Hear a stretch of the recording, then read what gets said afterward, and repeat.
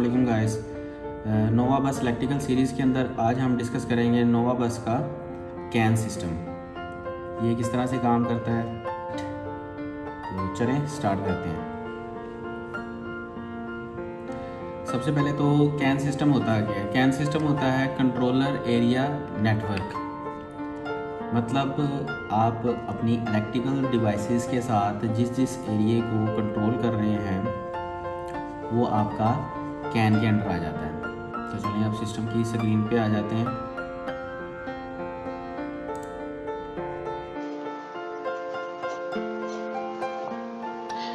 ये नोवा 6138 का can system है। ये सारा कैन सिस्टम आपके 4 मॉड्यूल्स के साथ ऑपरेट होता है। नंबर 1 पे आपका आ जाता है मीटर क्लस्टर, जिसे हम फ्रंट मीटर भी कहते हैं। उसके बाद फ्रंट मॉड्यूल, उसके बाद रियर मॉड्यूल और गेटवे।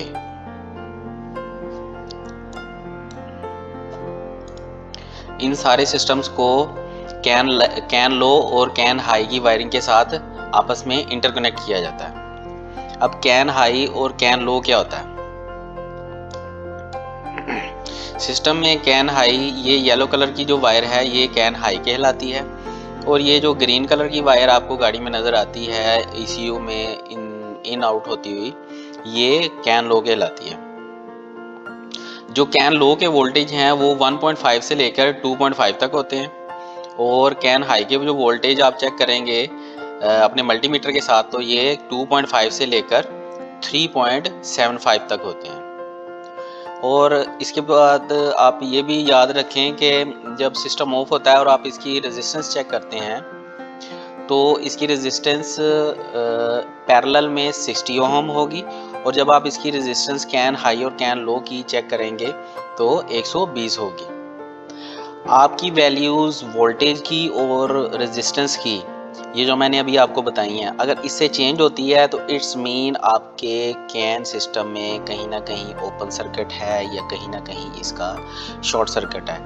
और इसकी जो ओपन सर्किट और शॉर्ट सर्किट की इंफॉर्मेशन है वो इन टर्म ऑफ एरर आपको मीटर क्लस्टर में शो हो जाएगी कि आपके कैन 1, कैन 2 या कैन 3 के अंदर कहीं ना कहीं ओपन सर्किट या शॉर्ट सर्किट है, उससे आपका कैन सिग्नल लॉस हो जाएगा।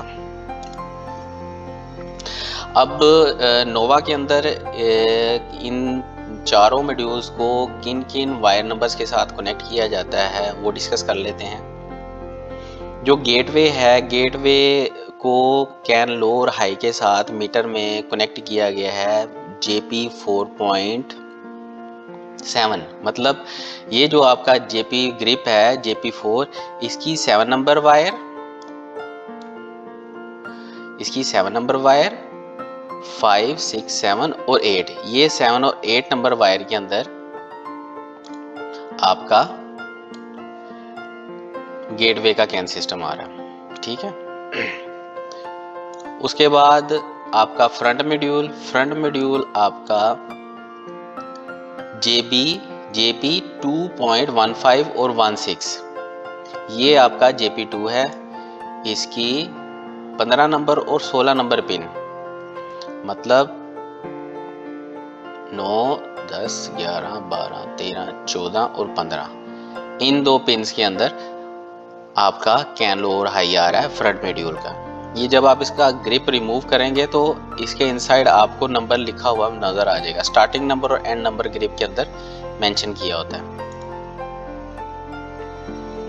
जो आपका रियर मॉड्यूल है वो आपके फ्रंट मॉड्यूल के साथ कनेक्टेड है, और उसी के ज़रिए ये आपका मीटर के साथ कनेक्टेड है।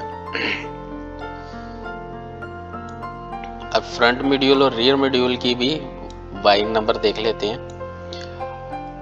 फ्रंट मॉड्यूल को मीटर क्लस्टर के साथ कनेक्टर नंबर 6, मतलब आपके फ्रंट मॉड्यूल में 1, 2, 3, 4, 5, 6 कनेक्टर्स हैं, और 6 नंबर कनेक्टर की 4 नंबर और 1 नंबर पिन में आपका मीटर क्लस्टर कनेक्टेड है।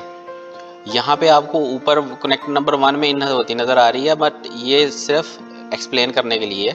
इसका मतलब ये नहीं है कि ये वायर्स 1 नंबर में जा रही है, ये वायर्स आप फिजिकली जब चेक करेंगे तो ग्रीन और येलो वायर आपके फ्रंट मॉड्यूल के कनेक्टर नंबर 6 की पिन नंबर 1 और 4 के अंदर कनेक्टेड होगी। उसके बाद आपका जो कनेक्टर नंबर 1 है उसकी 18 नंबर पिन है, उसके अंदर आपके वेकअप सिग्नल आ रहे हैं। ये भी आपके क्लस्टर से फ्रंट मॉड्यूल में आते हैं वेकअप सिग्नल। ये देखिए, इस वायर के ज़रिए ये वेकअप सिग्नल आएंगे आपके फ्रंट मॉड्यूल में, और यहाँ पे इसका नंबर लिखा हुआ है कनेक्टर नंबर 1 और वायर नंबर 18।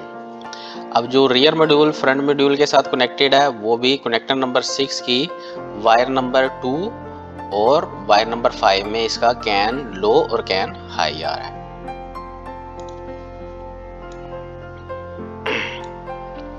रियर मॉड्यूल पे आ जाते हैं। रियर मॉड्यूल में कनेक्टिंग नंबर 2.3 में वेकअप सिग्नल आ रहे हैं, यानी कि मीटर से ये 24 वोल्ट आपके वेकअप सिग्नल आएंगे। फिर आपका मॉड्यूल ऑन होगा और जो कैन हाई और कैन लो जो हमारा मेन सब्जेक्ट है आज का 6.4 और 6.1 आपकी जो पिन है कनेक्टर नंबर 6 की 1 नंबर और 4 नंबर पिन में इसके कैन लो और कैन हाई के वोल्टेज आ रहे हैं। यहाँ पे आप देख रहे हैं ये आपको छोटा सा लिखा हुआ 120 नज़र आ रहा है, ये असल में इसकी रेजिस्टेंस है। कैन हाई और कैन लो के दरमियान 120 ओम जो मैंने आपको बताया था, जब आप सीरीज़ में चेक करेंगे तो 120 आएगी और जब आप पैरेलल में चेक करेंगे तो 60 ओम आपकी रेजिस्टेंस आएगी। कैन हाई और कैन लो जहाँ पे भी एंड हो रहा होता है इसके लास्ट आपके कॉर्नर के ऊपर आपको रेजिस्टेंस होती है 120 की लगी हुई। हर जगह पे देखें, यहाँ पे भी एंड हो रहा है कैन हाई और लो, यहाँ पे भी रेजिस्टेंस है, ये भी रेजिस्टेंस है, यहाँ भी आपको रेजिस्टेंस नज़र आ रही है। जिस मॉड्यूल के अंदर भी जाके ये कनेक्ट होगा उसके अंदर 120 ओम की रेजिस्टेंस होगी। इसी वजह से ये आपको जब भी आप इसकी रेजिस्टेंस चेक करेंगे कैन हाई और लो के दरमियान तो ये आपको नज़र आएगी। हमने मीटर क्लस्टर सारे पिन नंबर वगैरह डिस्कस कर लिए हैं, फ्रंट मॉड्यूल के भी और रियर मॉड्यूल के भी पिन नंबर वगैरह सारे डिस्कस कर लिए हैं हम। इसके बाद हम आ जाते हैं गेटवे पे। गेटवे में अगर आप देखते हैं तो गेटवे एक सिग्नल कन्वर्टर किट होती है। ये फ्रंट जो आपका fuse box central fuse box है उसकी बैक साइड पे ये लगा होता है। उसको जब आप ओपन करेंगे फिजिकली, जब आप ओपन करके देखेंगे, इसकी मैं एक वीडियो बना दूंगा कि ये फिजिकली कहाँ कहाँ पे ये सारे डिवाइसेस लगी हुई हैं। जब आप फिजिकली उसको ओपन करके देखेंगे तो उस गेटवे के अंदर मतलब सिग्नल कन्वर्टर किट के अंदर ग्रीन और येलो वायर्स ही वायर आ रही होंगी, मतलब 1 2 3 4 8 वायर्स उसके अंदर इन हो रही होंगी और आउट हो रही होंगी, मे भी उससे भी ज़्यादा हों।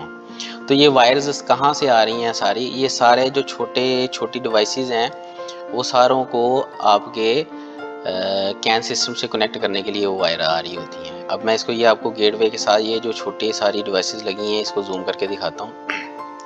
सबसे पहले कौन कौन सी आ जाता है आपका CLS सिस्टम, लुब्रिकेशन सिस्टम आ जाता है, इंटीग्रेटेड LCD आ जाती है, AC का कंट्रोल आ जाता है, इलेक्ट्रिकल क्लॉक,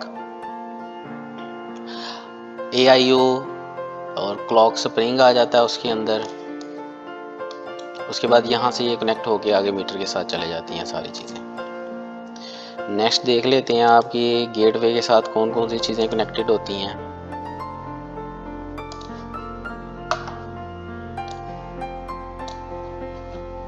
आपका engine ECU, EFC electric fan control, ECU, OBD diagnostic port इसके साथ कनेक्ट होती है।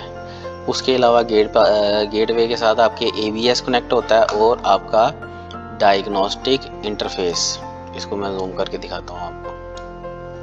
डायग्नोस्टिक इंटरफेस ये भी आपका गेटवे के साथ कनेक्टेड होता है।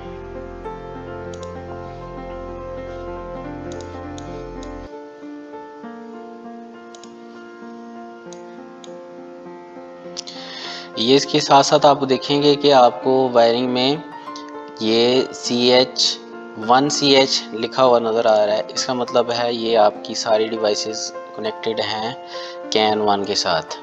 जब भी इनमें से किसी भी डिवाइस के अंदर कोई प्रॉब्लम आएगी तो सिस्टम आपको एरर देगा कैन 1 लॉस। अब ये जो आपको चीज़ें नज़र आ रही हैं, ये आपको CH2 लिखा नज़र आ रहा है, CH या CH2, ये कैन 2 सिग्नल है। जब भी इससे रिलेटेड कोई डिवाइसेस ख़राब होंगी, प्रॉब्लम करेंगी, तो वो आपको लिखा हुआ बताएगा जी can 2 signal loss, can 2 signal loss.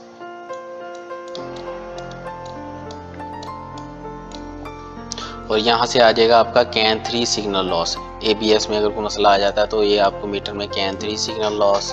Can 4 signal loss मैंने आज तक वैसे देखा नहीं लिखा हुआ, बट कैन 2 ही आता है अगर इंजन का भी कोई प्रॉब्लम आएगा, कि बिकॉज ये इसके साथ कैन 2 से ही जुड़ा होता है, मोस्टली कैन 2 सिग्नल लॉस आता है अगर इंजन का ECU भी आपका लॉस हो जाता है। तो जी ये था नोवा का कैन कंट्रोल सिस्टम, जिसको हमने आज आपके साथ एक्सप्लेन किया है। तो मिलते हैं अगली वीडियो में। अल्लाह हाफिज़।